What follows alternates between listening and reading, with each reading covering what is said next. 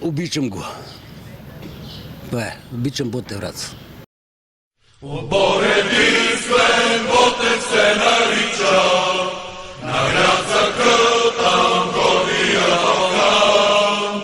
Сърцето си на него аз обричам и няма никога да го предам. Отбор единствен, Ботев се нарича, на град за кръв, там гория Балкан. Сърцето си на него аз обричам и няма никога да го предам.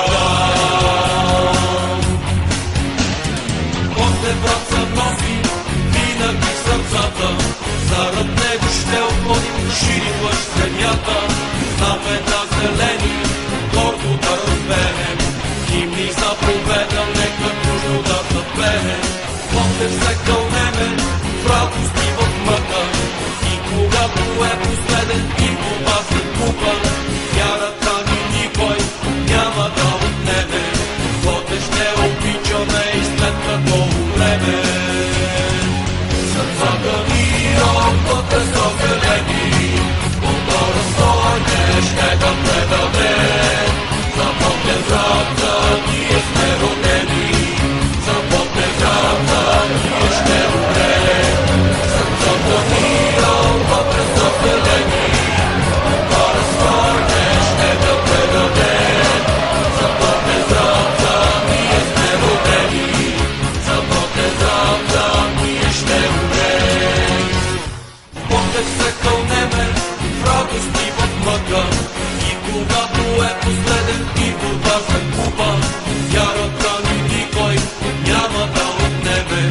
Ботев ще обичаме и след като умреме. Сърцата ни от Ботев са зелени, отдора стойне ще да предадем. За Ботев Враца. 26 април 1921 година. Групата младежи включва Ангел Рачински, Никола Паунов, Тодор Орозов, Иван Абузов, Герго Бойчев.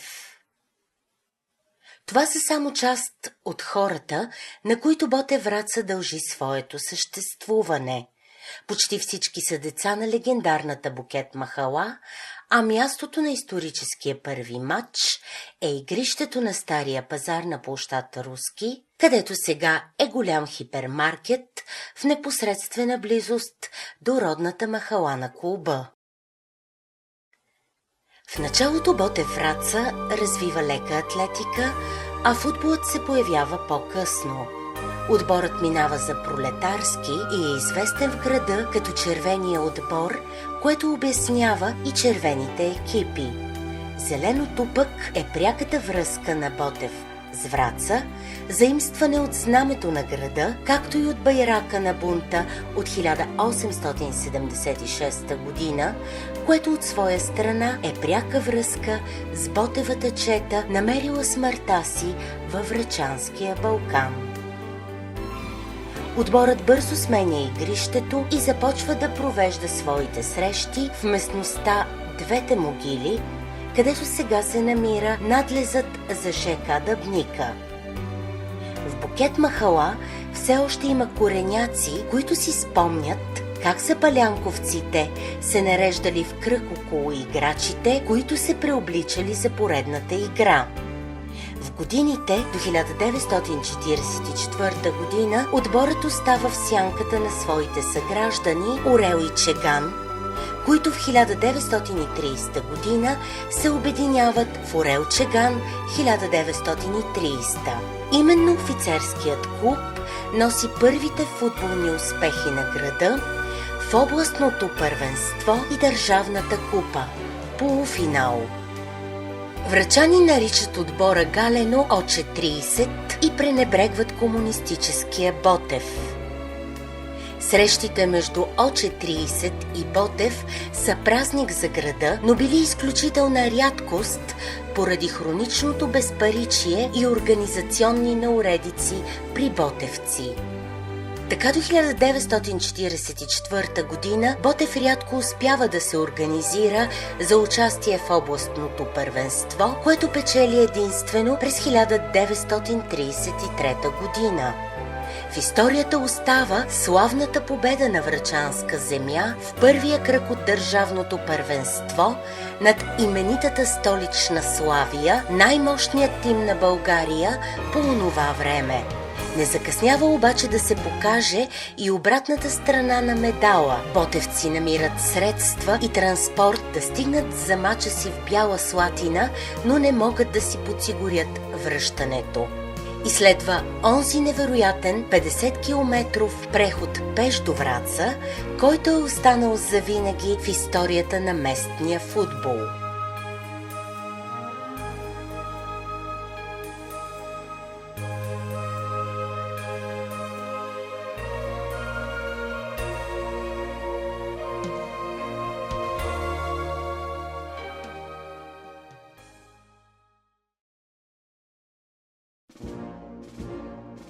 На 9 септември 1944 година обаче на долата на танковете от Трети Украински фронт в страната идва нова отечествено-фронтовска власт. Установява се яростен комунизъм по съветски образец. Би трябвало това да донесе коренен прелом в съдбата на червения Ботев, но не става така. Нещо повече, някаква дъскалица, заслепена от истериите на новата власт, незнайно по каква причина, решила да заличи всичко, що е свързано с спорта до 9 септември 1944 година и унищожила архивите не само на Ботев. През 1949 година Ботев Враца дори престанал да съществува, защото в годините до 1957 година в цялата страна се развиват доброволни спортни организации на териториален, производствен или ведомствен принцип. Във Враца се нароили точно 9 ДСО, но разслоението не донесло очакваните положителни резултати и се пристъпило към нова реорганизация – уедряване на спортните дружества. Тогава възкръснал Ботев.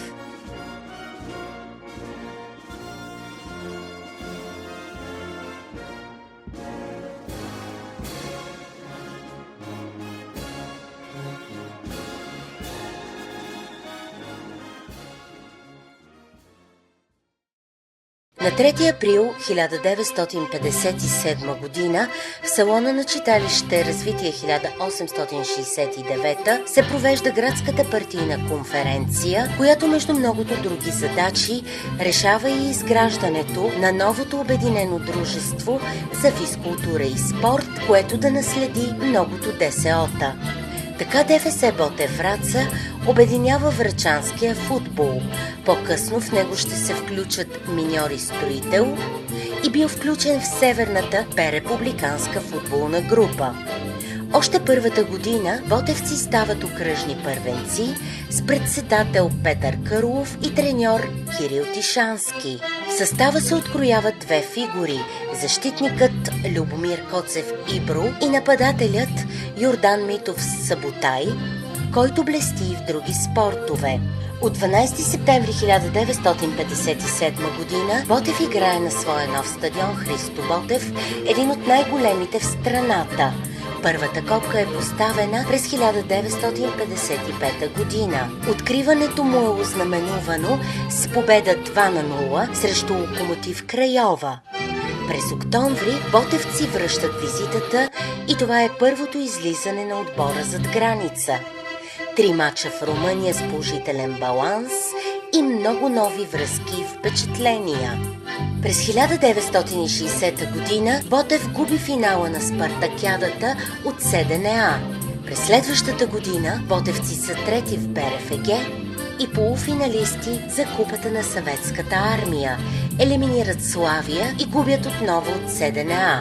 Само лош късмет спира врачани към елита през 1963 година. Запалянковците се събират на тълпи на площад Христо Ботев пред павилиона за гевреци, първото сборно място на феновете в града. Коментарите се въртят само и единствено около влизането на Ботев при майсторите. И през следващата година вече няма проблеми. За мача с Спартак на Плевенската гара се изсипват близо 4000 врачани. Числото се цитира в плевенската преса, както и в книгата по случай 70-та годишнина на тамошния футбол.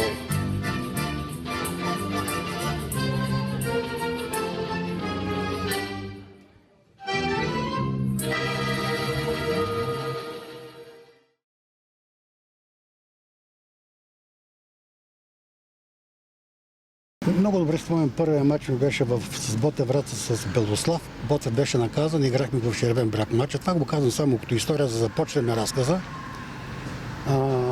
Матчът завърши 1-0 и разбира се, аз отбелязах и първия си гол с почване участието в Ботев Враца.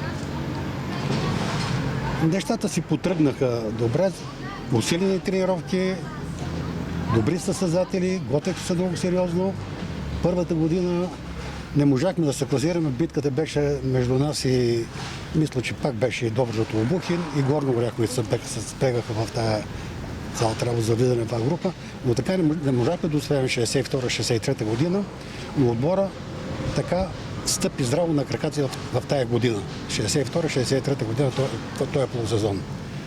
С започването на 63-64 година аз мога да кажа, че отбора наистина беше готов за влизане в тази група, тъй като самите състезатели вече намериха своите места в отбора, беха озрели така добре, знаеха за какво играеме, ръководството ни подкрепеше много силно, много здраво стояха зад нас, беха ни осигурени така, що годе добри условия за онези времена, така мога да кажа. И нещата се случиха 64-та година с предпоследния матч, който победихме Монтана в септемврийска слава в Монтана, де-факто ние подписахме нашата виза за влизане в Европа. Значи предния ден беше така сухо време и на другия ден снег. Та казармата се дигна там, хората поизчистиха, изравниха. Тогава Динамо Москва бе отбор, начало с Лев Яшин.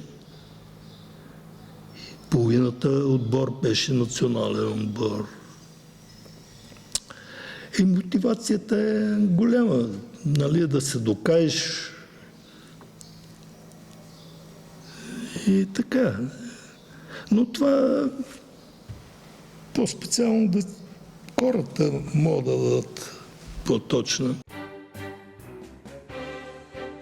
Решителният матч по пътя към титлата на Северната БРФГ се играе на 21 юни 1964 година в Михайловград срещу третия в класирането Септемврийска слава. Врачани правят истински десант на стадион Аврам Стоянов край река Огоста, за да видят победата с 5-2 и влизането на своя любим Ботев в групата на майсторите. На връщане към Враца във влака ехти популярната тогава италианска песен, но с нов рефрен. Бонгола, Ботев ча-ча-ча, пее Северна България. Няма вече етер Добруджа, има само Левски ЦСК. В последния кръг ботевци разгромяват Чардафон Габрово с 3-0, а след мача, под напора на хилядите щастливи запалянковци и играчи, ръководители и градска управа са ескортирани до площад Христо Ботев, където се състои импровизиран тържествен митинг пред паметника на войводата. От тук и традицията в тежки времена или славни победи, когато Ботев ще оцелява или триумфира в елита цели 26 години поред, да се тръгва на шествие от стадиона до площада и да се коленичи пред патрона на клуба в знак на благодарност.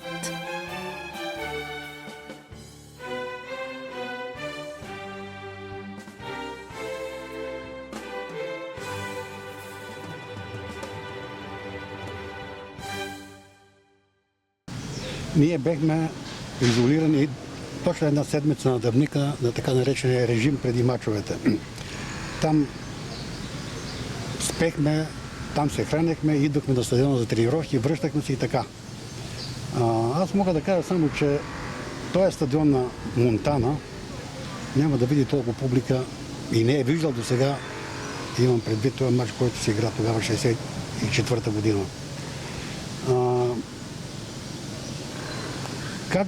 Как да ви кажа? Ние едно, че бехме много мобилизирани, друго бехме много притеснени, защото това беше матча на годината и матч на живот и смърт, дето казано, трябва да влезем в тази група. За жалост, матча не започна много добре за нас. В коя минута беше, не си спомням, но първото пореда беше Мишо Йонин направи гол и те победах са 0-0. Отърсихме се след 5-10 минути от този шок, защото въобще не очакваме, тя беше топката много лека, вратаря я хвана и я изпусна. Просто случват се тия неща в футбола.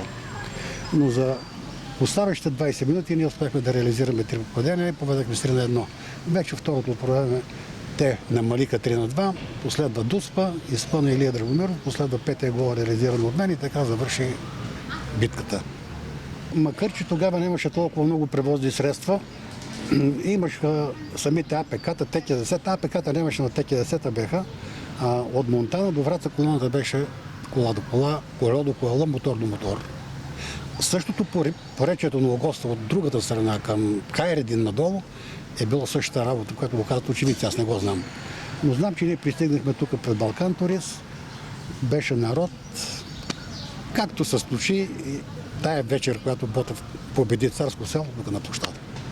След този матч беше протоколен матч, даже мога да кажа, че ние просто го изиграхме като матч, който трябваше да изиграе, но не сме търсили резултати и така нататък. Завърши 3-0 и спомням си, разбира, че от стадиона по булевард Демокрация, площад долу, ще ми гледне за кола, това е площад долу, като се минава 7-етажното здание, надолу и тук... Софрони Врачански се. Не, да. И тук дойдохме по екипи, както си бехме изиграли матча, дойдохме тук на паметника на Христо Ботев и тук снимката им е запечатана в хронологията на историята на Ботев Враца. Ами, с две думи няма да мога да го опиша, но това беше голям празник за града. Да, защото битката беше дълги години и е вълбо, че Илия Панев, лека му пръст, се умяваше така да ни сплоти. Нямаше такива задкулисни работи. Даже след тренировка тие по-големите Ибро, Митето Ангелов си имаха лозе, правиха се вино. Кире, айде да одиме, умазето, бурканчето, по-малко е така. Просто имаше една връзка, която тя накрая се оказа какво станаме. Нали? След това дойде времето за третото место. Там изигра Димитър Мишев малко, защото Левскарче направи едно такова. И ние, а ЦСКА искаше да ни помогне. Нали, те са Левски и ЦСКА винаги това. Искаха да ни помогне, ние да бъдем втори. Димитър Стоянов, така наречения Мацата, беше едно изключително здраво момче. Той имаше горе-долу играта на Драгомиров. Но некак си Драгомиров се обръщаше да запази топката, докато той не се обръщаше, а вървеше директно към вратата. Много устремен футболист, много силен футболист, но за жалост се контузи коленото му, оперираха го, нищо не стана с коленото му, втора операция и така си отиде това момче. Старите фенове в града казват, че в този ден Враца е обезлюдяла. 23 август 1964 година. Мало и голямо се стича към стадион Христо Ботев, който в този ден ще запише рекорд за историята. най-голямата тълпа, която някога е заемала всичкото възможно пространство в него. 30 000 души по официални данни и Господ знае колко още са влезли с пропуски и връзки. Първи мач на Ботев Враца в майсторската група.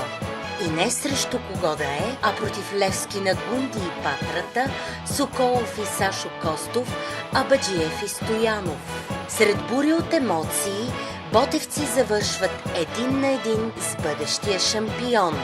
Голът вкарва Димитър Стоянов в мацата в 37-та минута. Нашите са в състав: Къчовски, Макавеев, Кошев, Донков, Коцев, Петров, Стоилов, Бакърджиев, Драгомиров, Евлоги Йорданов и Стоянов. Още в този дебютен сезон ботевци побеждават ЦСКА насред София с 0-1 след гол на Баката в самия край на срещата. И тръгва легендата за Ботев Враца в родния футбол. Отбор респектираш с ръст и със своята чутовна физическа сила. С това врачани плашат своите опоненти. Затова още преди да стигнат Мездра, противниците започват да не си вярват, да се отчаиват, да мислят как ще оцелеят, камо ли да победят. И така си беше.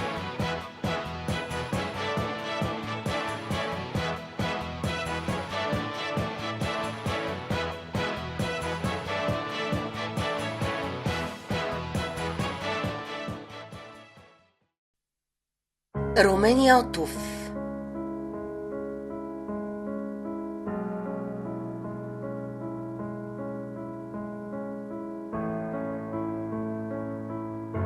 Илия Драгомиров Линко.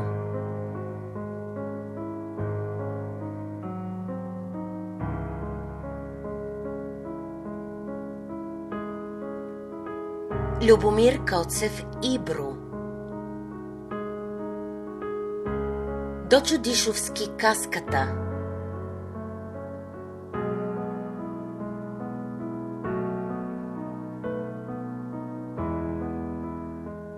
Иван Донков. Владимир Стоилов. Петър Каменов.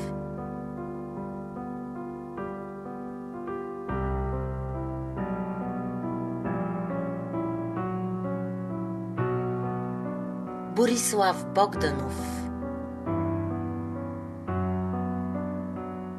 Евлоги Йорданов.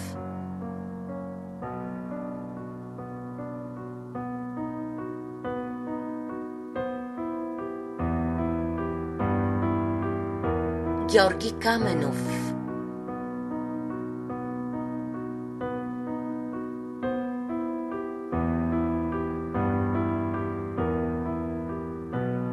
Николай Пенков.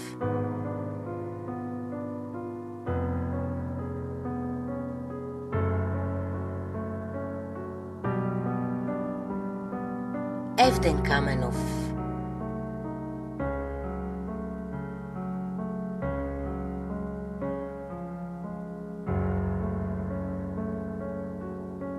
Сашо Ангелов.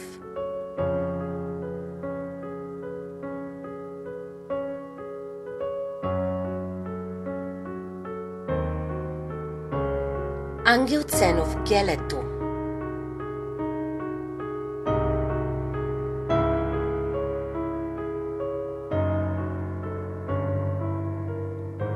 Истински мъже изправили стадион Христо Ботев на крака дълги години.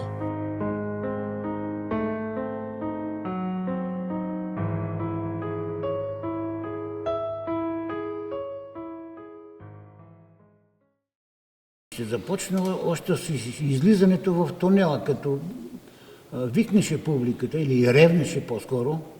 Ето тук ми се изправиха косите на ръцете. И нещо друго. Обикновено ние се стараехме първите минути, 15 или 20 минути, докъде издържиме, нали, да се хвърлиме на тотално захапване, за да вкараме гол. Но имаше моменти, в които и не става. И тогава, а публиката тогава вече усещаше и почва да мълчи. И си спомням, отдолу чувам от терена някой стане и казва: заграждай!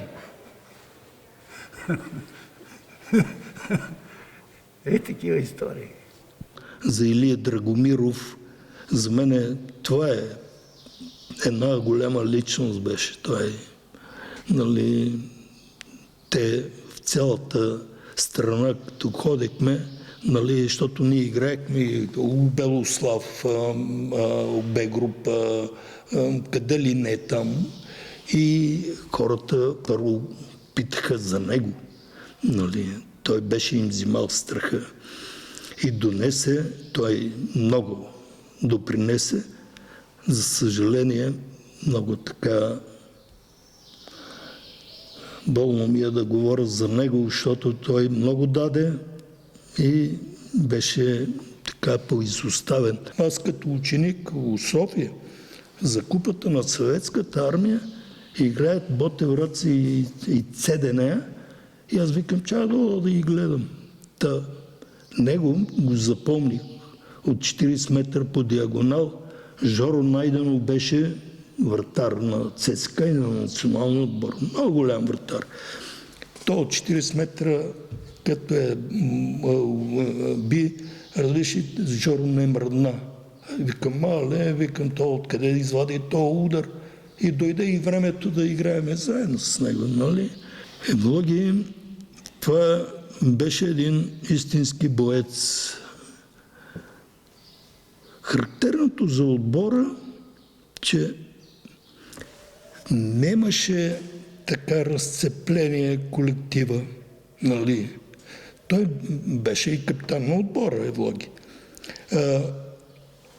Той, Ибро, Митето, Дочо даже на Дишовски, нали, те се умяваха така да бъдем единни, да нема след тренировката кой на къде види, нали, и така нататък.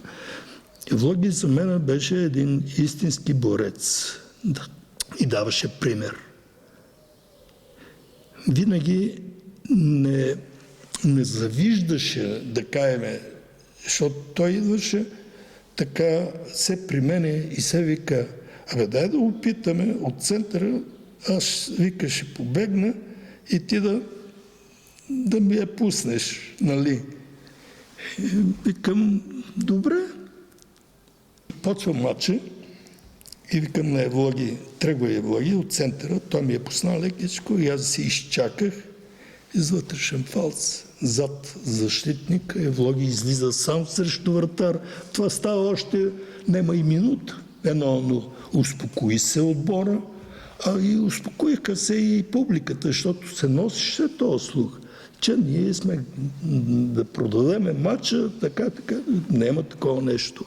Да, това беше, той беше така един човек, който не даваше възможност на противниковия отбор да комуникира вътре в игрището, да каже, айде, няма такова нещо.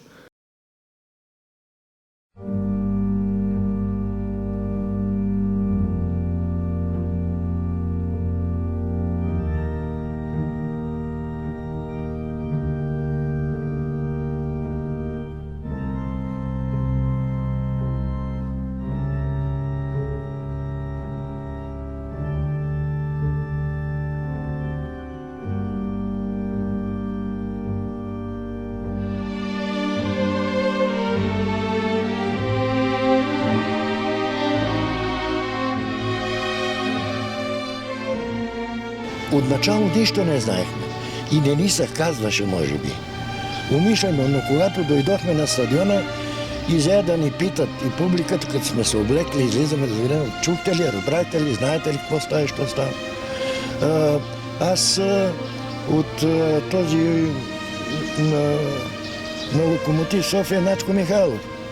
Начко вика, знаеш, ще да ни хване и нас. Излизаме на входа за матча и той ми казва, Гошо, бехме приятели, ще да ни хване и нас тази беля. Така разбрахме. А на другия ден вече чрез зов знаехме всичко. Колко са загинали тук при затвора, колко хора са загинали. Абсолютно всичко се знаеше вече. На 26 август 1966 година във Враца ЦСКА е разпердушинен с 4-0. На 11 септември и Левски си тръгват с наведени глави от стадиона под Околчица 2-1, а малко след това ги последва и мощният Локомотив София. Играчите на Ботев дават своя дан за преодоляване на трагедията от наводнението в града, като побеждават.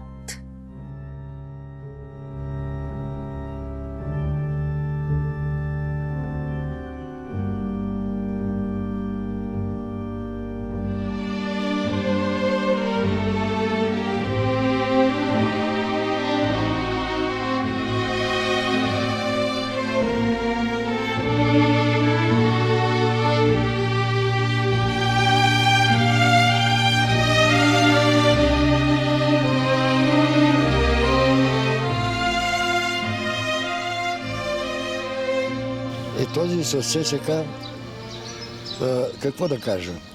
Първо, отбора беше много мотивиран за този мач с ССК.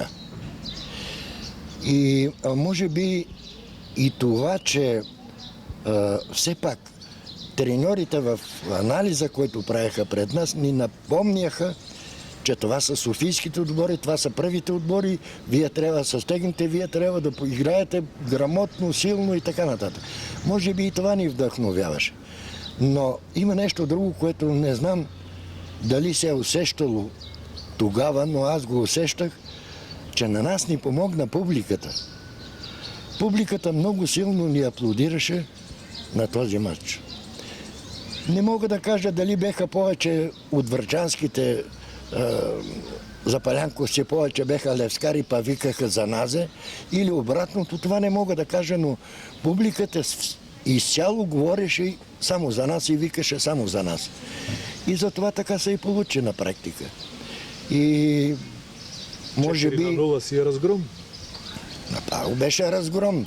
Те след мача вика, вие оставаше да ни вземете и фанелките. Това казаха футболистите на ЦСКА и то беха големите имена на футбола тогава, когато играхме този матч. Така че това е причината за този матч. Идва Левски. Между другото искам да кажа, че ние срещу Левски трудно играехме. Левски имаше еднотипност на играта на Ботев Враца и на Левски. Докато ЦСКА играеха повече на цък казаното и ние им отнемахме топката, затова и така стана. При Левски е по друго начин се игра този матч. И затова ни беше по-трудно. След това не помниме първия ни мач на влизане в А група с Левски. Хората го помнят много добре. Така че историята ни учеше и нас да играеме малко по-предпазливо. И се предпазихме така открито и силно да играеме, както с ЦСКА-то. Така наречения Линко беше мълчалив човек, не говореше, но правеше чудеса.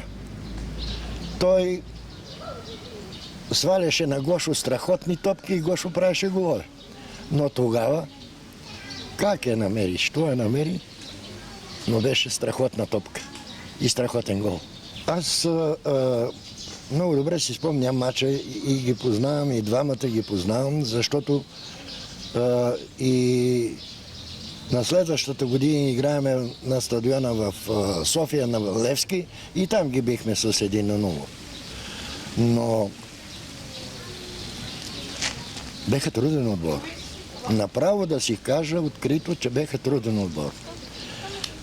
След това името на Котков и Дебърски стресираше много и вратари, и защитници, и всичко. Особено Спиро беше такова нахално копиле, с извинение, че го наричам така, но такъв си беше като футболист. Така вървеше навален с топката да я центрира и да я сложи на колюн на крака. Това беше уникално двойка, която се откоряваше в Локомотив София. Като разбира се и другите играчи бяха много грамотни и за това може би ние също се плашехме от Локомотив София. Но въпросът е, че ние до някъде не изпитвахме такъв респект към ЦСКА, отколкото към Локомотив София. Някак си като дойдеше Локомотив София и ние все си бърборехме между нас. Как да подходим, какво да направим, за да можем да ги победим. И ето го и успехът. Сезонът 1970-71 година донася бронзовите медали от републиканското първенство след мачове, които не се забравят. Така изгрява звездата и на заслужилия треньор Илия Панев, човекът, на когото в последствие Ботев ще се осланя винаги, когато трябва да оцелява в елита. И Пането никога не подвежда клуба. Другата фигура с фундаментално значение за тези 26 последователни години в майсторската група е председателят Димитър Мишев, с неизменното дипломатическо куфарче в ръка и пред когото всички врати в Българската федерация по футбол са винаги отворени.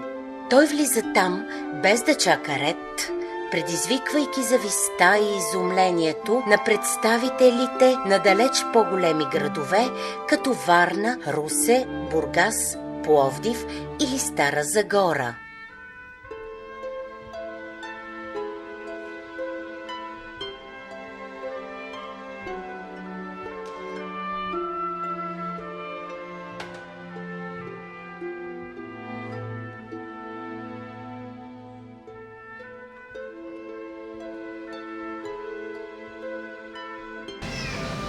Организационно нещата стояха горе-долу добре за тези времена, казвам, защото сега не може да се прави съпоставка с това време и сега.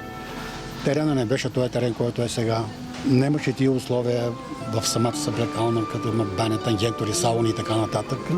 Но ние като че ли бехме свикнали с това, което е най-доброто и то, което беше най-добро, хората ни го даваха, така ни го осигуряваха.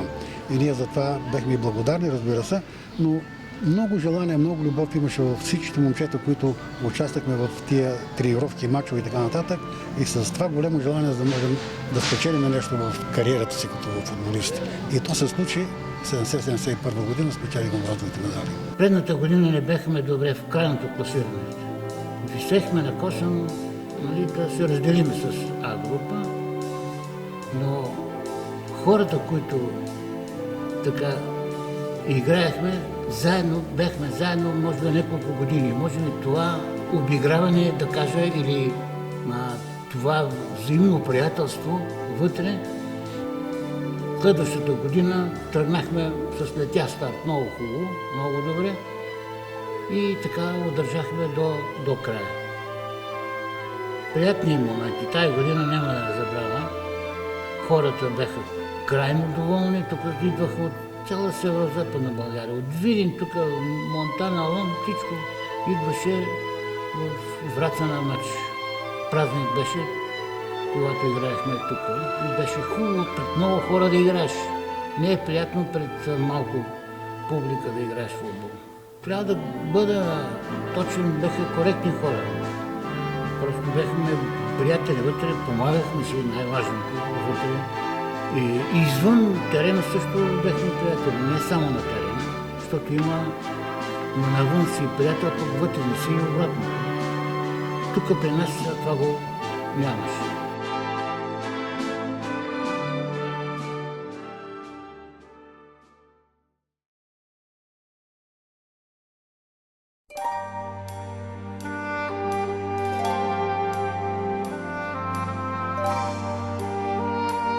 Истина е, че без да има висше учебно заведение в града, Ботев Враца имаше не лоши играчи през тези 26 майсторски години, благодарение на своята школа и на силния футбол в окръжната група.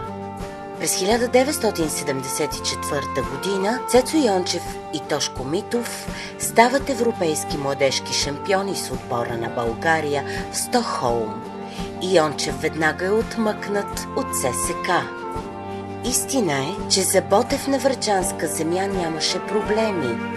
Дори столичните галеници ЦСКА и Левски треперели, приближавайки стопанския химически комбинат, и причината е в сериозната физическа сила, духа и твърдостта, която врачани притежавали и влагали в своята игра. Ботев написа велики страници в тези 26 велики години. Изигра мачове, които никога няма да се забравят, и успя да победи всичките си противници на техните стадиони. През март 1975 година играчите на Ботев поставят шампиона Левски на колене 2 пъти в рамките на само 4 дни. Първо за купата в Ловеч след Дуспи, когато Йотов хваща удара на типеца Стоянов. А после и в първенството, когато Гошо Каменов реализира хет-трик и оформя сметката си в РФГ на 150 гола.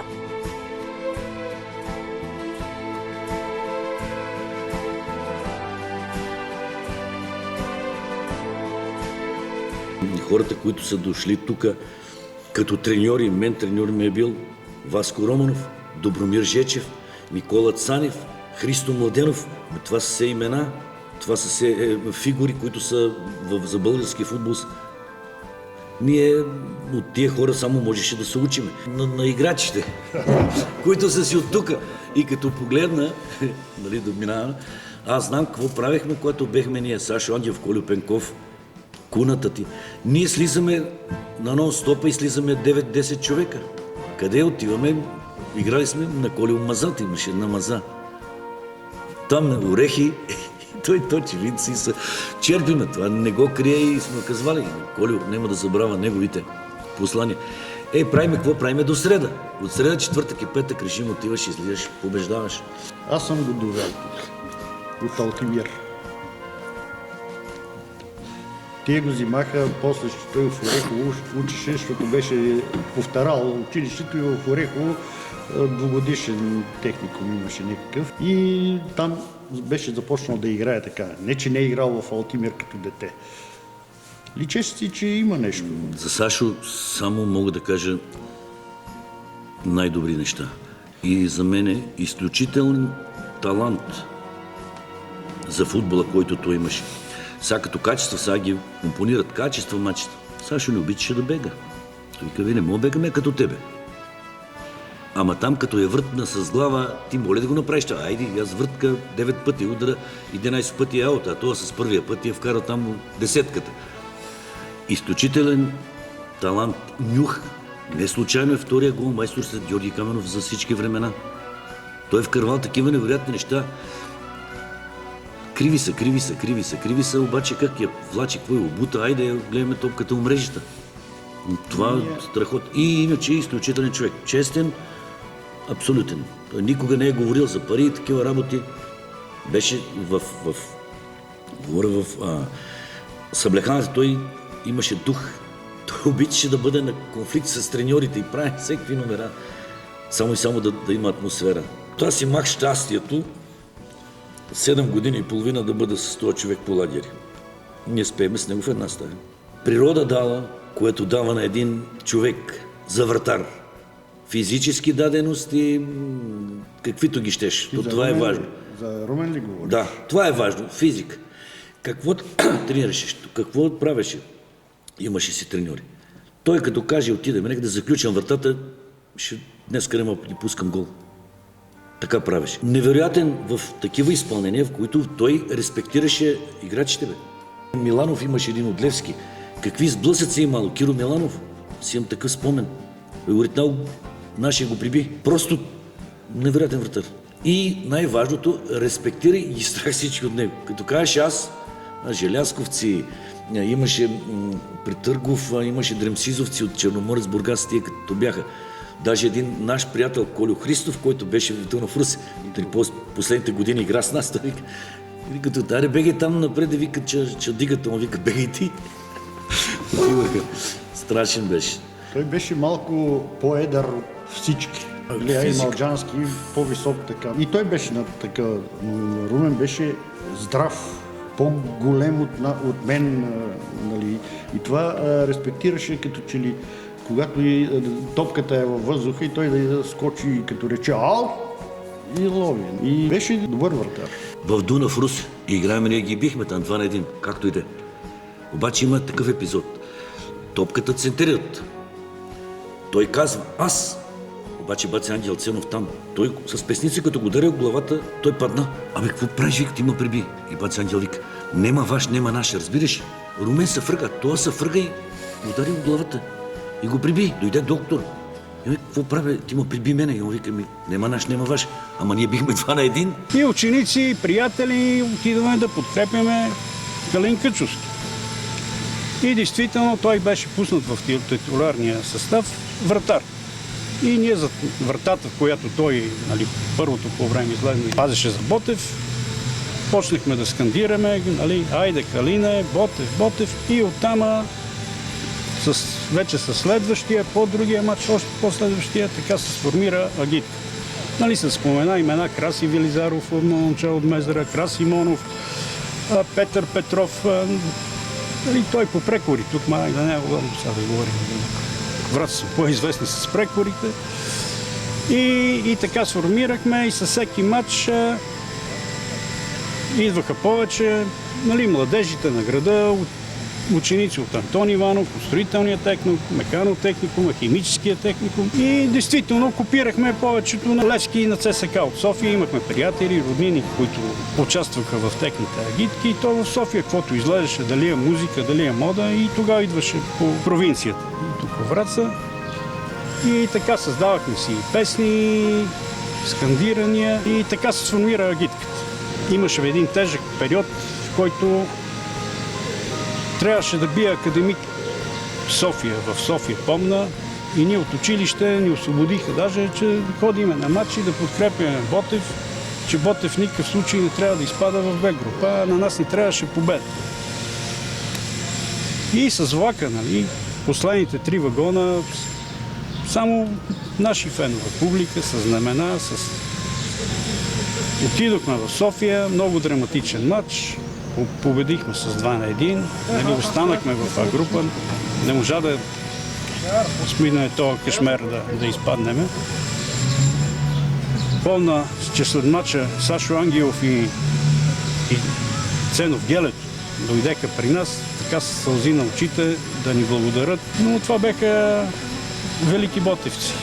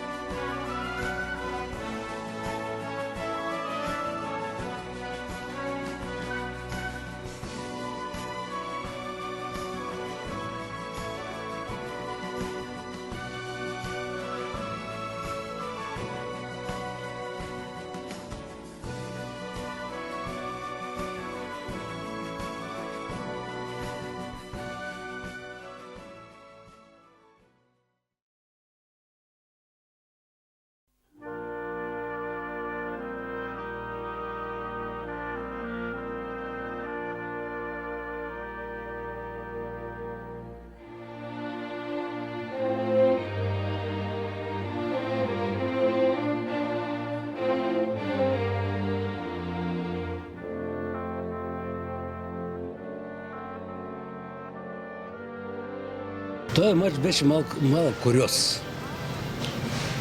Бяхме на подготовка в Румъния и загубиха от Млекокоп Букурещ.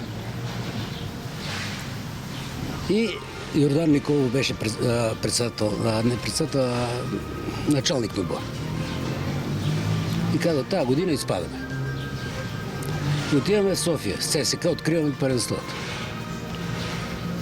Ние излизаме с червени фанелки и бели гъщети.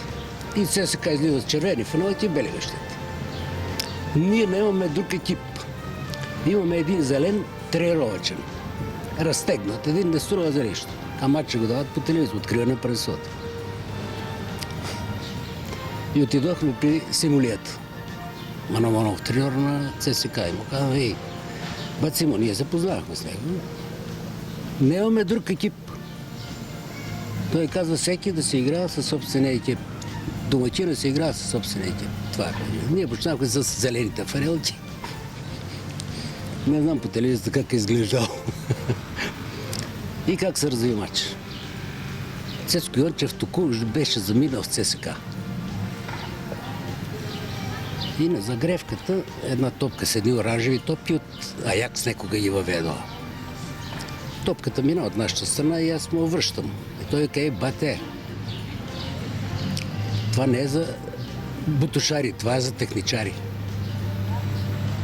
И нататък става един фал на ъгъла на пенала от десната страна и аз биех фаловете. Стоя Йорданова на вратата и викам, ще бием вътре. А Цецко Йончев усети. И аз избих страхотен шут, направих тя тупна пред него, удари го в гърдите и Иван Божилов имаха едно момченце. Следвата ще ни я вкара 1-0. Второто по време Сашо Ангелов, Бог да го прости, Сандо, се разкриви. Пенев падна на една страна, Рангелов на другата. 2-0. Стана едно меле, друго. Рапчев имаше едно момченце, играеше. 3-0. И с Киро Райков. Радваме се, викаме. Киро вика. Абе, Коло, верно ли е това, бе? На таблото пише 0-3. Един от головете на Божил Колев. Петър Николов си реше мача и даде фал по-навътре от дуспата на 9 метра. И ние станахме на стената. Румен излезе пред нас. Нема къде. А Саша Ангел стана на дирека. А аз, понеже съм бек и ставам винаги на дирека, ама тогава станах на стената. И викам, Сашо малко беше страхлив. Викам, куршун да лети срещу тебе, слагаш главата. Божил Колев му бутна, той я би. Сашо рече се запази с рамото, я удари в рамото и влезна.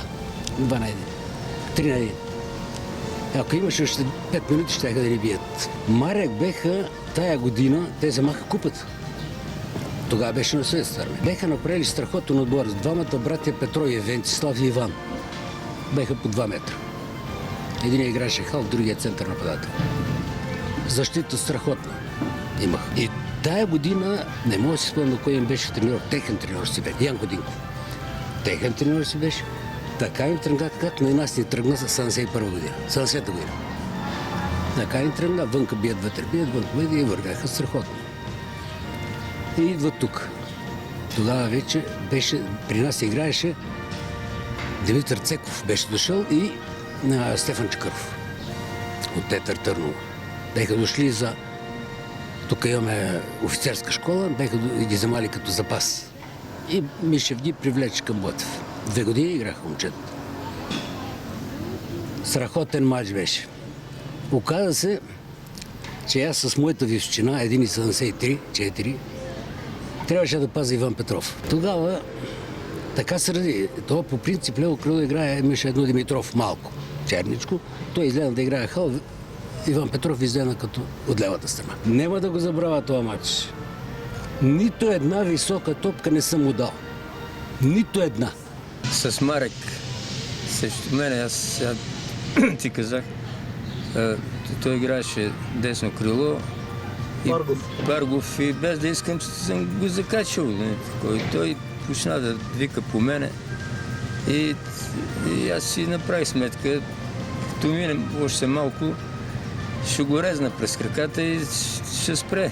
Така и стана. С златни букви в историята са записани разгромът с 3-0 над ЦСКА на 15 юни 1985 година във Враца, погромът с 3-6 над Витоша на Герена от 11 декември 1985 година, двете елиминирания на Левски за купата на съветската армия в Ловеч и Станке Димитров, както и онова незабравимо 1-3 под тепетата срещу страховитите по онова време канарчета, когато Ботев и Бойко Краев бяха близо до съвършенството и което, благодарение прякото предаване на БНТ на 15 септември 1984 година, видя цяла България. А пък Славия, Берое, Локомотив Пловдив си бяха абонати на стадион Христо Ботев. През 1975-76 година, когато биха ЦСКА в София, врачани финишираха на 5-то място в А група. През 1984-85 година са 6-ти.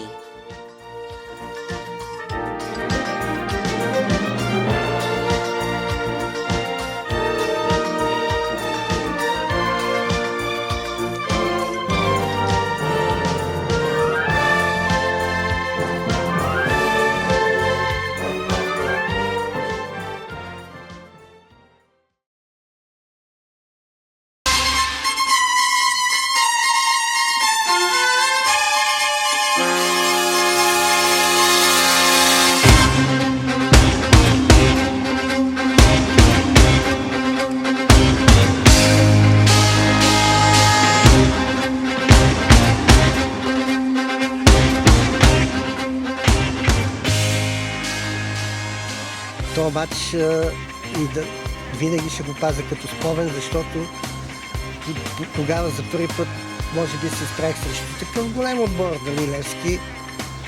Ние Ботев Враца за купата играхме. Излезахме, треньор ни беше господин Жечев, много добър човек, кадърен специалист, мобилизирани. Излезахме. Нашия отбор беше от мъжки момчета, Левски беше от звезди. Публиката шампион, носител на купата и публиката в Станкето, в Дупница ни аплодираше през цялото време и ги победихме с 2-0. Такъв хубав матч. Те просто не можаха да повярват. Ние се прибираме, лескарите останаха на терена, те не можеха да повярват, че сме ги победили. Много за този матч само паза най-добрите спомени. В Велико Търново имах чувството, че половин Враца се беха изнели. Славия пак имаха добри футболисти. Желязков, Чавдар Цветков, Иван Илиев. И на мен ми се падна честа да играя срещу Иван Илиев. Може би, да не кажа голяма силна приказка, но това ми беше най-силният матч в кариерата срещу Славия в Велико Търново. Играхме страхотен матч направих. Той 20 минути с продължение, просто доставих удоволствие на всички. И не можах да вкарам. Просто се бех изборил много. Надбегах ги всичките и в един момент вече виждам как ще влезе топката във вратата. И пропуснахме. Една седмица, 10 дена след това, имахме матч за първенството с Левски във Враца. Препълнения, както винаги, наш стадион Христо Ботев. Левскарите изгледаха до този път с малко по-ниско самочувствие, отколкото в Дупница. И ги започнахме. 3-1 ги победихме тогава за радост на тая публика. Не знам, тя беше около 20 000 човека беше публиката на стадиона. Има снимки, които са документирани и се вижда колко народ. Царят на Ботев Враца тръгна, откакто почнаха да вземат софиянци. Не знам, Красимир Данов дали го знаеш? Да, Карло беше методист. Ходеше по зоните тук по А група и оглежда футболисти и довежда. Всичките сме от селата. От северо-западна България сме всичките. Къде станахме и трети.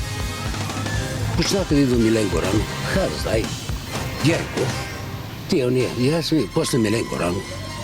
Изгоня го пролета, вземая си го есента. И аз му викна, виж, майне и тия. Отбора ще изпадне при тази ситуация. Тия са безотговорни. Не го интересува, не го интересува да му си вземе заплатата и да даде. Един случай в Черно море. Няма да го забравя това. Казах на Милен Горанов, няма да се връщаш в нашата половина. Един път се върна, направи грешка, един вкараха го и паднаха 1-0. Ще да го изям. Ами труден момент беше. Труден много. Бях много млад, още в юношески години. Беше ми трудно да така да изиграе един такъв доста отговорен матч. Не, че другите бяха безотговорни, но това беше един специален матч, който трябваше да защитим честта си и като клуб, и като град, и като общественост, и като фенове и така нататък, така че беше много тежък мач за нас. Не беше много лесен, целият матч много трудно минаваше, времето минаваше много трудно, много ни се искаше да свърши все по-бързо, но така и не се случи. Една дуспа, която според мен беше доста пресилена, но както и да е, успяхме последните 7-8 минутки да стиснем вече зъби, кураж и да си повярваме. Мисля, че всичко свърши както трябва. Бяхме много щастливи след матча, че все пак останахме с достоинство, останахме с чест и просто като се върнахме в града, 3 дни се говореше само за този матч. Много така ласкави неща се чуха по повод отбора, след което вече тръгнахме следващите години все по-добре и по-добре. Най-добрият приятел Валентин Вълчански, от него сме се учили ние младите футболисти. Той ни помагаше много в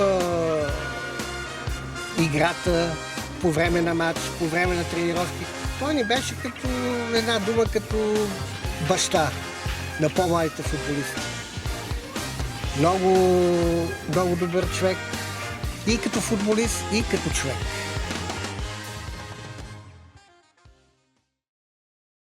Верните фенове на Ботев не ще забравят акробатичните изпълнения на баката.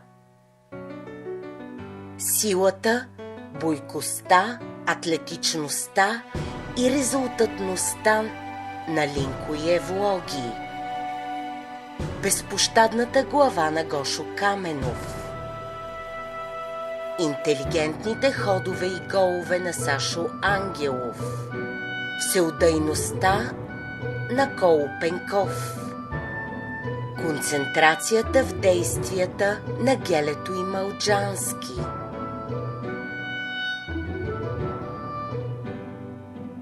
Спортсменството на Венци Божилов.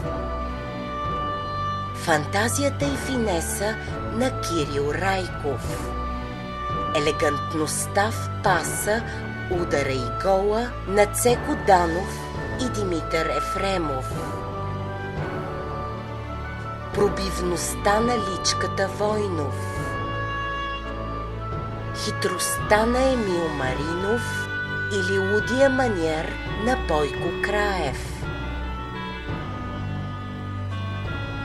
Голямата си любов обаче Враца винаги е отдавала на своите вратари. Къчовски, Гошо Петков, Цецо Тасев, Иван Томов,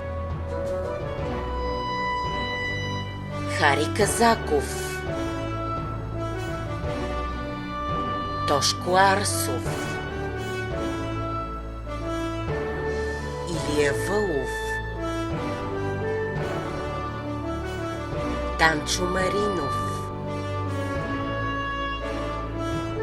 Румен Ненов. Този отбор винаги е имал отличителни вратари с две изключения. Първото е Румен Йотов, който притежаваше изполински ръст, огромна сила, котешки рефлекс и беше пълен откачалник на терена и извън него. В неговото наказателно поле обаче не смееше да припари нито един нападател от АРФГ. Другото изключение, антиподът, е Петър Топчев, за когото в града Потоколчица още се разправят пикантни легенди.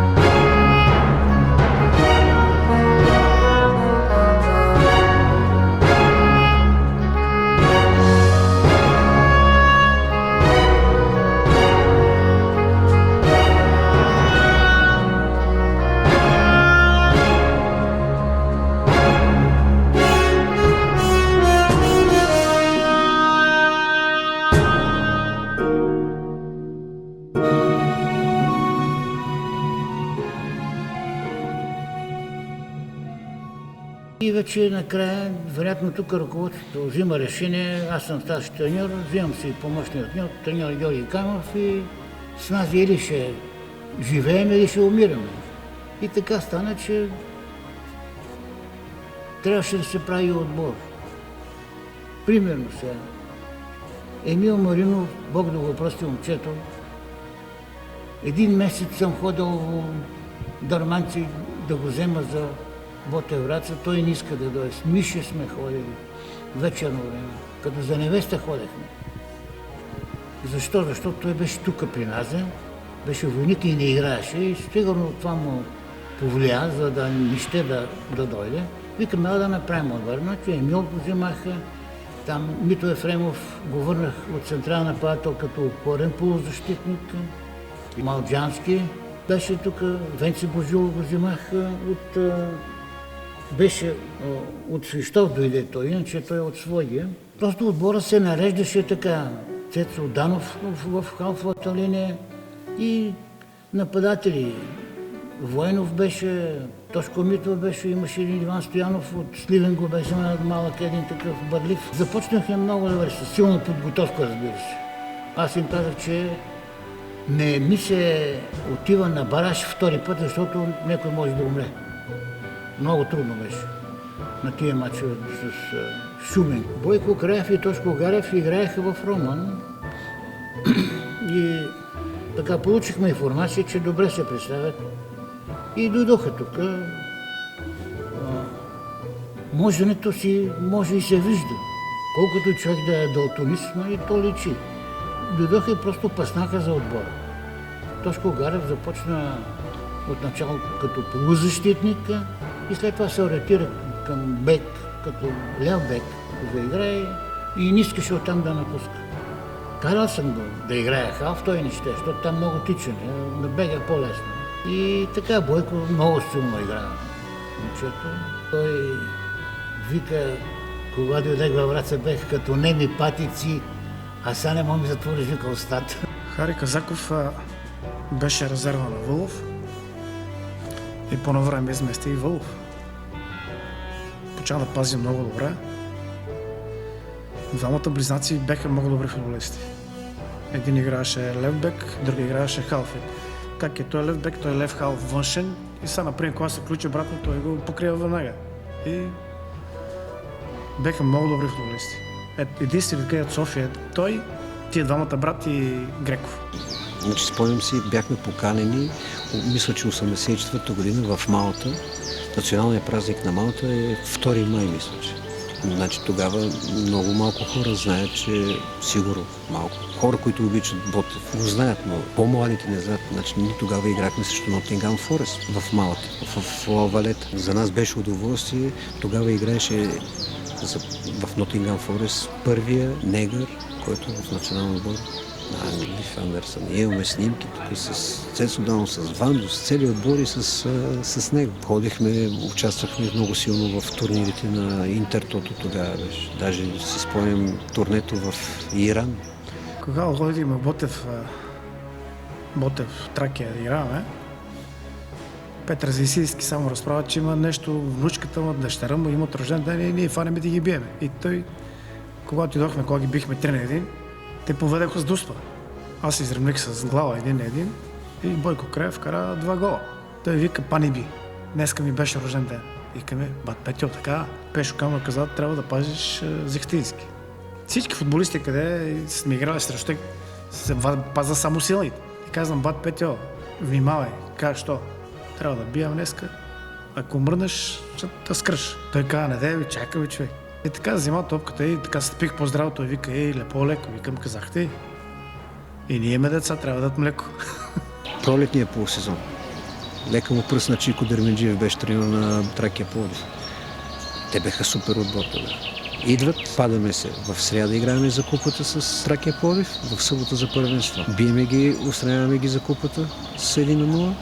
Чико Дерменджиев, никога няма да забравя, с Цецо Данов на следващия ден пиеме кафе и четеме вестник Спорт.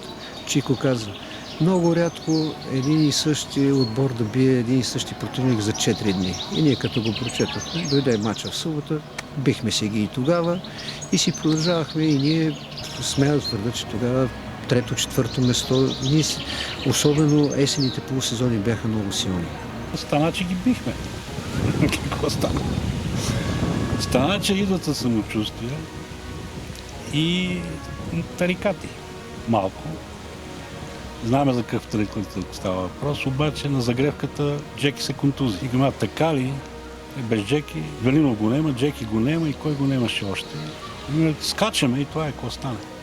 Друго на загревката се контузи Капитанов и най-добрия защитник. И не знаме как действа на психиката. Що нали, като дойдат, как казват, дойдат лидерите ЦСКА Левски, ние с тегаме игра. Ама ние играме, ама седите не дава да ги бием. И точно така, когато ги бихме, някой от ЦСКА напцува Вълов. Ти ще дойдеш, ще те оправим, че Вълов пази много добре. Ти мисли, че като идва и ЦСКА ще пусти голове да ни бият. Вълов пази много добре, спаси сумо положение. Ние се прибрахме от лагер в Казанлък. Там Славия ни би на финала на Долината на розите. И първият ни матч беше, де-факто бяха изтеглени 4 кръга есента, за да може да се готвят националите за Мексико. И там малко с Данов сгафихме една вечер, просто не се прибрахме, нали, тук пред камерата ще звучи добре, но той имаше едни братовчеди в Копринка и там останахме по-докъсно и сутринта старшията Иван Панев, Бог да го прости, пред всички ни така ни нахока, накара ни да се извиниме и съответно ни глоби. Но първият матч, когато глоби ни, нали, каза, че ще ни глоби, нали? Но първият матч, когато каза състава и каза Савутинов, ти отговаря за Гетов. Първият ни матч с Плевен тук. За наша радост, 2-0 за нас. Пламен, викам Пламене, моля ти се, отиваш в Мексико, да не стане някоя беля. Той каза само Роска, няма проблем. И така матчът свърши. Си взехме 3 точки и глобата ни беше опростена. 3-6. Отиваме и казват да паза Гибона. По традиции, да. Гибона най-големия футболист, най-добрият футболист. Не го давам за никой. Страхотен футболист беше. Застанеш до него, така до метър го застани. Какво направи? И знам какъв финт ще направи. Той е тия финто, кой ги е правила, то Роналдо сигурно бил някъде на друго место. И изненадахме ги. Значи, там се отиваше всеки път. Излизаме, ама докато старшията беше, играем ли в София, тренировки, старши има матч в събота. Къде играем в събота? В София. Това матч е заминал. Докато после при Пешо, при Гошо, излизаме и играеме. И беше се позакучило така, не върви, не мога вкараме, не вкараме. И Мито Ефремов вика, некой ще го отнесе, казвам на нашински. Не може, ние излизаме на положение, не вкараме. Вика, некой ще страда. И се случи на Левски. 6 гола. И това беше най-малкото. Всичко ти идва от отръки. Има и такива мачове, къде стават неща, където искаш да го направиш, друг път няма да стане.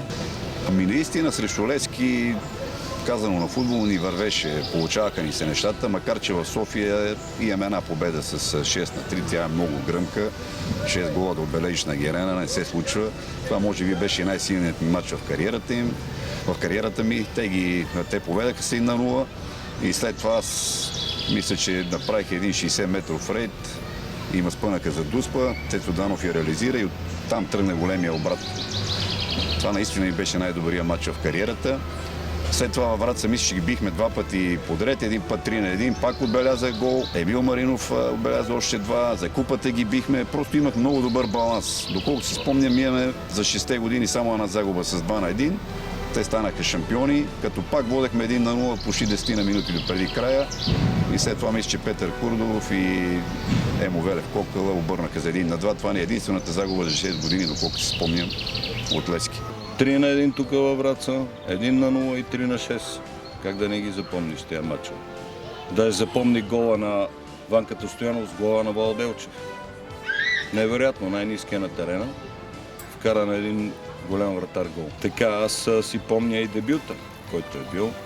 Първият ми матч беше в Търново. 1-1 сетър, като гости. А първият матч във Враца ми беше за Интер Тото с Брине, Норвегия. 2 на 1 тук при нас. Тук преди матч, като имам матч, че аз само се викам днеска с колко ще бием. Ма няма дали ще биеме. Днеска си викам с колко ще биеме. Просто имах увереност. И преди матч всичко забравяха се дали някои дразги през време на тренировките и мало, всичко се съсредоточаваше за матча и всичко беше на ниво. Играхме за една премия от 80 лева, но трудно тук можеше да ни би отбор. В Перник беше матча и отбора беше на турне в Иран. И трябваше с полет през Виена, закъсне полета, там отбора се забави с преспиване там и затова матч беше отложен. Но аз в Перник имам много лош спомен, че там ме наказаха 3 месеца. Там с един съдия, който свири безобразно. И аз малко така ми посегнах до сритък и ме наказаха 3 месеца. Много се радвам, че имах честта да играя в този отбор и то в едни от най-добрите му години, между 83 и 88. Защото тогава и най-голямата победа беше над Миньор Перник с 8 на 1. Разгромни победи срещу Тракия с 4-0. Победата над Левски в София 3-6.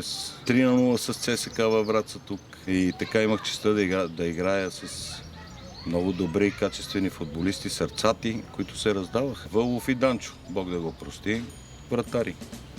Цветанов, Венци, Бог да го прости, Божилов, Гарев, Вандо Радославов, Яшко Емилов, Ванката Стоянов, Цветан Данов, Мито Ефремов, дори Войнов беше малко преди да замине за ЦСКА, Тодор Митов. Отличен треньор. Бих казал, че имах удоволствие да имам наистина много добри треньори. И Георги Каменов, и Петър Каменов, който пръв ни гласува доверие, ни взе. След това Бати Янко Гелов. Наистина много добри треньори, които работеха сърце и душа за Ботев. Като имате на предвид, че тогава нямаше такива трансфери. Играхме изключително с местни футболисти.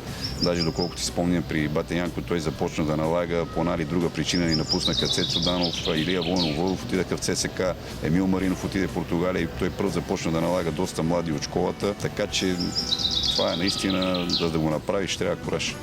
Ами там доста интересен матч също. Значи тогава на времето пак направихме един сезон хубав, но все пак с разни клатушкания нагоре-надолу и няколко кръга преди край тогава бяхме останали.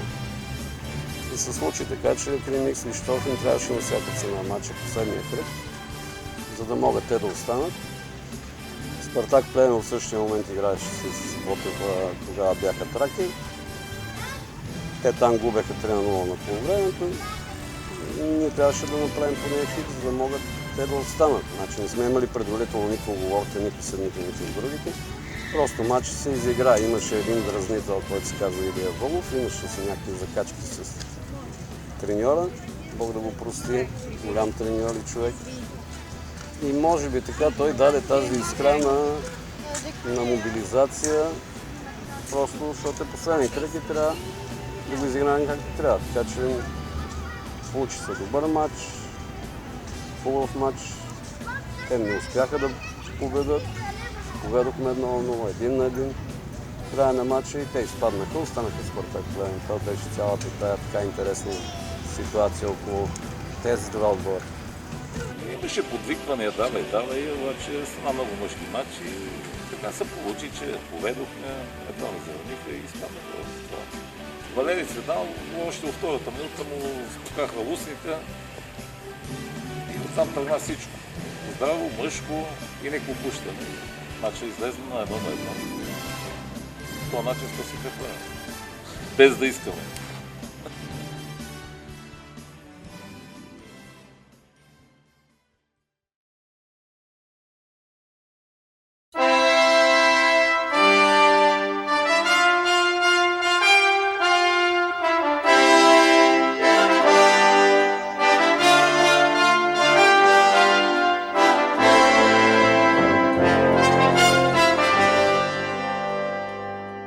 Богата е врачанската футболна митология.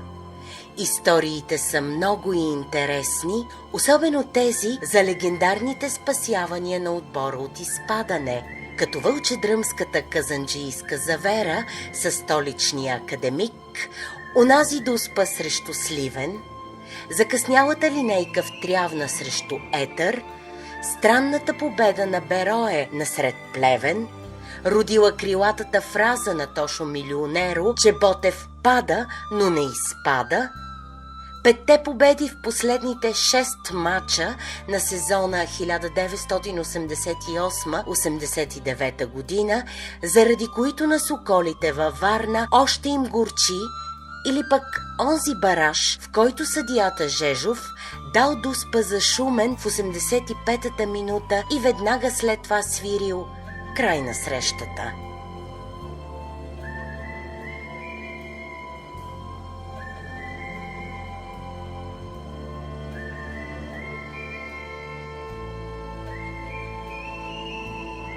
Просто имахме ден срещу тези хора.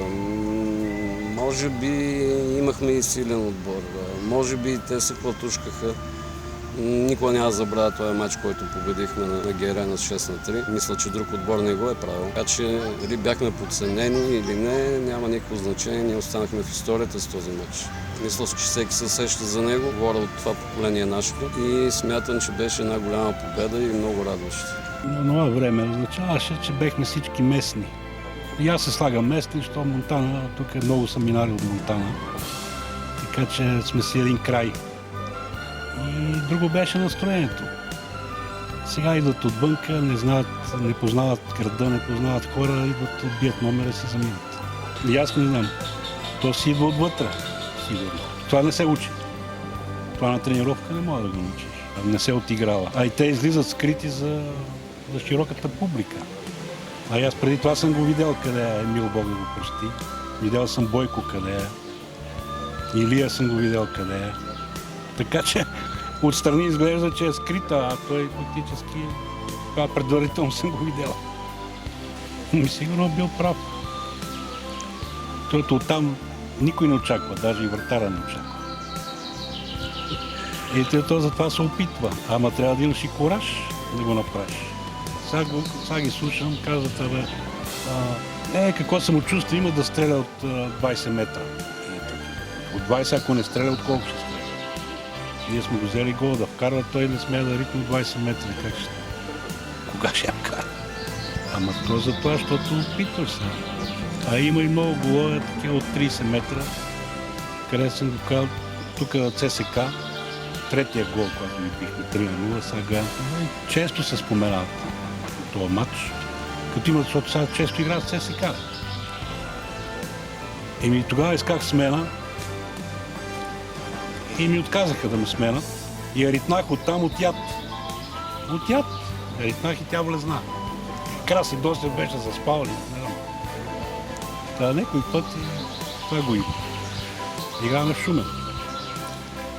И за първенство нормален матч, не е квалификацията. И от Лео Греко хвърля тъч. И аз обичам да ми я дават на крак. Много да не я гони. Той ми я фърли напред. И аз го пцувам. Къде ми я дава, бе? И в този момент е шутиран към вратата. Префърли вратара, удари се оградата, върна се и Митко Ефремов изравни 1-1. А от тята не знах, защото не ми я даде на крак. Много труден сезон. Може би най-трудният сезон, в който съм преживял пред Враца. Значи, това беше една много тежка година. Не мога да кажа по каква причина, но нещата не вървяха както трябва. Така че всеки матч беше финал. Всеки матч беше много отговорен, беше много труден. 5 кръга 6 преди края на първенството вече бяхме отписани. Мятам, че тогава до някаква степен и другите отбори ни подцениха. Изиграхме 5 много тежки матча, които успяхме да победим 4 от тях, не се лъжа. И така останахме и в групата и останахме от това ниво 25 години. Бойко тогава той беше така неузнаваем за футболистите в Агро. Той беше нов, нестандартен, замахваше се с двата крака, с лев десен и те не знаят с кой крак ще шутира. Един мач играят с Левски и ти му казват, пази го, ще тръгне налево. Бойко вика, той аз не знам на къде ще тръгнат, те знаят. И с Левски, с Ники Илиев го пазеше. Бойко замахне, а он се фърли на шпагат. Бойко прибере топката, замахне на другата страна, той се фърля. Гибона искрено вика: абе, какво стана, бе? Те му казваха на Ники Илиев, Бекенбауер: абе, Беки, какво стана, бе? Той ти щупи кръста. С Пирин, може би, характери ни се доближава. Те са много мъжки момчета, много отговорните. Много добър отбор бяха и те също. Така че някак си допадахме двата отбора и като приятели. Минали сме някои от тях през национални гарнитури, било юношески, младежки и така нататък. Така че имахме много добри приятелски взаимоотношения. Мога да се каже, помагали сме взаимно. Помня, че една година им трябваше една точка във Враца. Нас не ни трябваше нищо. Просто си я взеха. Така ни посрещнаха, така ни уважиха. До края на мача ръкопляскаха. Благодариха ни по този начин публиката, стиснахме си ръцете. 3-3 свърши мач, всички доволни и така. Краят на тази романтично-сантиментална история, която някога се развиваше всеки матч пред очите на 20-30 хиляди зрители, дойде през 1990 година. Ботев си е върнал името на поета-революционер, което му е отнето през 1985 година, но е напуснат от водещите си футболисти, има калпаво административно и спортно-техническо ръководство, 3 треньори за един сезон и в резултат от всичко това напуска елитния футбол в България. Последният гол за отбора в края на 26-тият пореден негов сезон в републиканска футболна група е на Бойко Краев при загубата с 3-5 от ССК на стадион Христо Ботев. Изгнанието ще продължи повече от 2 десетилетия. Излезнаха много силни футболисти. Национали, Цветан Данов и Илия Войнов, Вълов отиде в ЦСК, много хора, Емил Маринов замина за Португалия. И просто малкото, което бехме останали от старите, с младите, може би не можат достатъчно да се получи тази сплав, тази обиграност и за това може би стана така, 90-та година изпаднахме. Те почват да освобождават по-старите футболисти. Аз не съм чул, че има пари или няма пари. Почват да освобождават. Даже Цецо Данов, там другите. Имаше 3 човека, къде сме играли, почват да ги освобождават и почват да налагат. Конов там, Юрий Николов там, кой беше там, другите там. И Цецко Петров, да. Ради Петков. Ради Петков беше много добър футболист и той, кога бихме тук Лески Тринта и той игра последен, беше на 18 години и играше добре. Васко Конов, Илиян Илиев, да, те беха младежки национали по това време, Валио Станчев. Наистина, даже този сезон, който изпаднахме, тръгнахме доста добре, победихме Славия с голове на Илиян Илиев и Валио Станчев, доколкото си спомням, играхме доста силно есента, но през пролета се получи някакъв срив. Не знам защо и стана това нелепо изпадане. Виждате, че след като изпаднахме, колко години ни бяха нужни да се върнем отново в група. Семко Горанов, доколко си спомням, започнахме, направихме много добра подготовка, спечелихме един турнир в Ловеч, който си беше ежегоден и в който играхме много силно. Там с Докса Драма Гърция беше, Славия София ги победихме и нищо не предвещаваше накрая това изпадане. Но след това мисля, че загубихме един мач с Черноморец Бургас тук и Сенко Горанов хвърли оставка. Спомня си, че всички футболисти го карахме да останем, но той някакси се беше предал вътрешно и след това настъпи един срив наистина. Още 2 треньори дойдеха след това, но не можаха да ни дигнат и се получи това изпана. В интерес на истината ни напуснаха основни играчи. Победен съм и си спомням, че останахме само аз и Иван Радославов от по-опитните. Всички други бяха млади, 18, 19, 21 годишни. Просто беше ясно, че нямат опита и рутината да се надиграваме с отборите в това група. Имахме добра физическа подготовка, тя ни помагаше в някои моменти, но в края на края ще си искаше и класа в някои моменти да спечелиш точките. Най-голямата причина за мен беше ръководството. Ръководството от това време беше началник футболен клуб, беше Немци и старши треньор беше Милен Горанов. Най-големият продажник за мен. Това.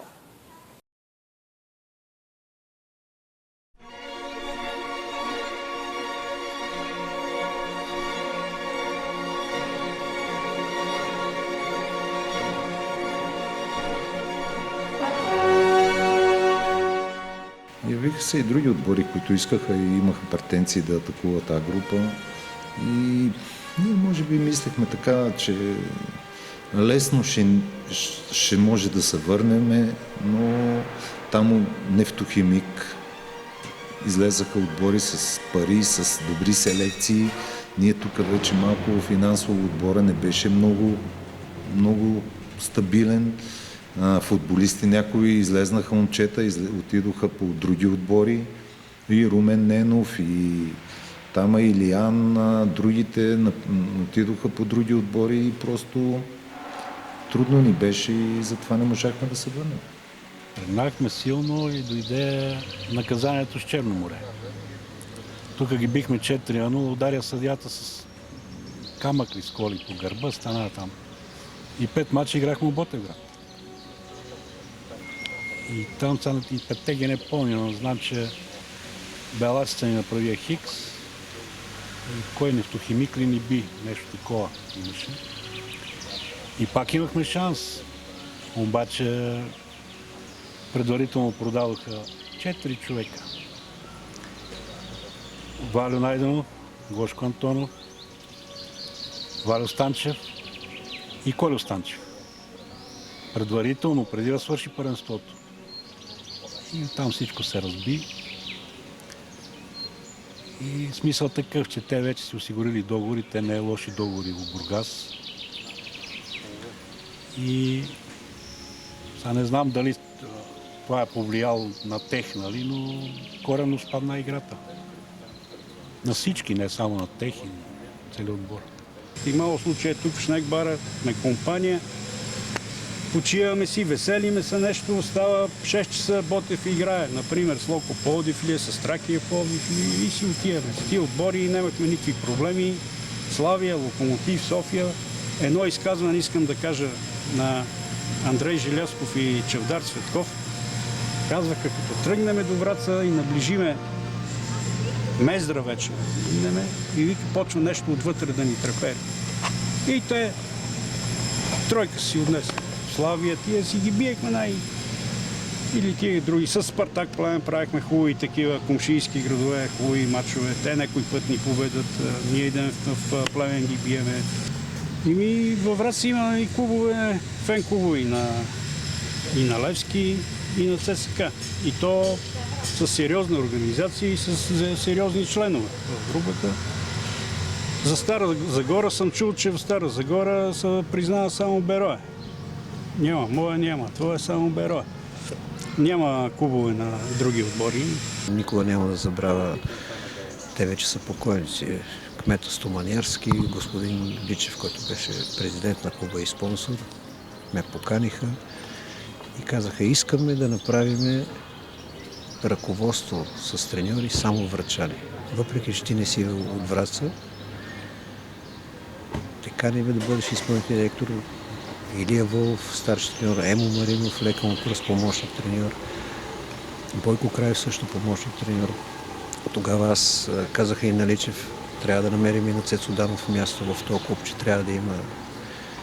И той, къде, какво да направим? Казвам, ще го намериме. Съветник на президента ще бъде, той с много такъв хубав нюх, ще гледа мачове, ще гледа футболисти. Привлекохме до него. Предложих тогава на Валери Цветанов, с който го уважавам много и играехме също заедно в този силен отбор. Предложих му да стане директор на школата, всички да сме врачани. Но той тогава чакаше за чужбина, казва, благодаря ти, но аз чакам за чужбина, евентуално се трени. И така. Значи ние като още сега, то са минали близо 20 години, 2000-та година, нали? Си спомням, че ние амбициите, решението, което и общината и клуба искахме, което публиката на Ботевград го заслужава, да влезем в А-груп. И никога няма да забравя, ние стартирахме много силно. Първия матч, гостуване в Дунав Русе, победихме 2-1. След това победихме тук, не мога да сета. Втория матч победихме, стартирахме с 2 победи, което беше много хубав атестат. Но просто тогава стана, може би финансовите сили не ни стигнаха. да влезем в А група. Имаше много стойностни футболисти, направихме хубава селекция. Наистина, не случайно тогава сегашният помощник на Ботев Враца Валю Илиев беше капитан на отбора на 21 години. Играе една година много силно. Смея да твърда, аз съм един от виновниците той да отиде в чужбина, да подпише договор в Украйна. Няма никога да забравя една студена сутрин с Валю Илиев и с Илия Волов. С баща му чакахме пред украинското посолство да му изкараме виза. И така той направи старта от Ботев Враца, играе една година много силно, капитан на отбора и оттам замина за Украйна. И оттам вече знаете неговото кариера, възходяща, всякъде където е бил, остава добри впечатления. И тогава имаше много качествени футболисти.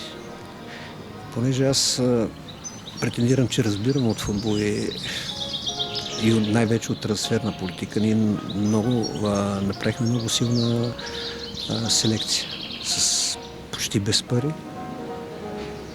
И факта, че за една година в клуба влезнаха по мои изчисления около 400 и няколко хиляди лева днешни пари. И пак не стигаха, защото ние имахме да попълваме дупки от предишните години. Това беше най-големия проблем. Ние продавахме Данчо Терезиев в Левски. Значи това атестат от Б група да го продадеш в Левски. Значи качествен футболист. Продавахме Боби Георгиев, простъпихме го в втора Бундеслига в Германия. Сега не мога да се сетя в кой отбор за 6 месеца. Получихме много хубави пари с опция за закупуване. Не стана по негови причини. Сега прибра се тук и игра. Направихме много хубава селекция. Сега трябва да се напрегна. Стоян Стоянов, вратаря, беше в Славия, дойде тук. Имаше много качествен отбор и играхме много стабилно.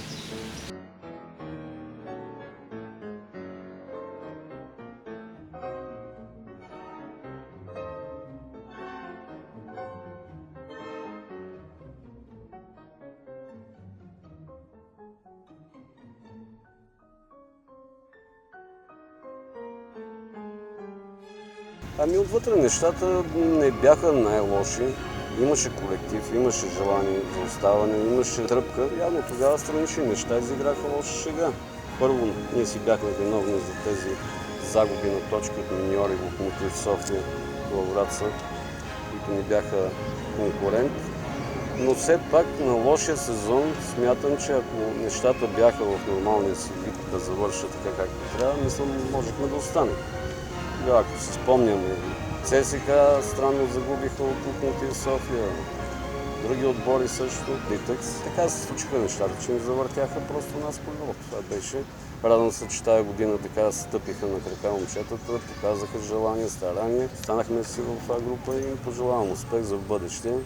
Още по-голям успех. 11-та година, много така драматично, вътрешно лошо го приех, защото мисля, че имахме отбор, който трябваше да остане в групата. Тогава знаете, че станаха едни истории с Локомотив София. 2 мача преди края имахме 6 точки преднина, като те имаха гостувания на Литекс и на ЦСКА. Изобщо никой не е вярвал, че ще вземат 6 точки. Ние имахме по-леки матчове. Нищо, че играхме с Черно море последен кръг. Явно имаше някои задкулисни неща. Може би не трябваше да изпадаме, но пък финансите ни наистина не бяха в добро състояние по това време, така че може би да е имало закономерност някаква.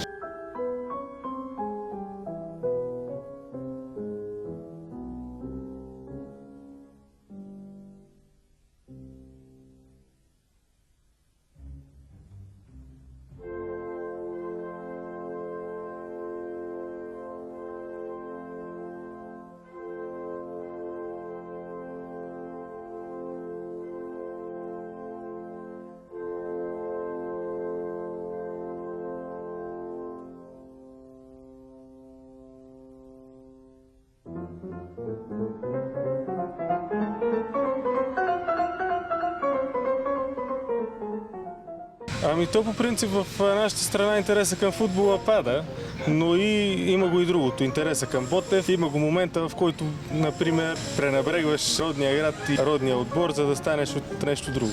От вече, не знам, 5 или 6 години се правят подобрения по стадиона. Вече той като цяло базата, не само стадиона, е много добре. Имахме проблеми с инфраструктурата на нашата трибуна, но сега имаме ремонт вече. Можем да се похвалим, че е доста модерна и доста добре направена. Имаме вече нова млада група, така да го кажем. Вече старата бригада, която беше, вече имаме и наследници, нова младата бригада.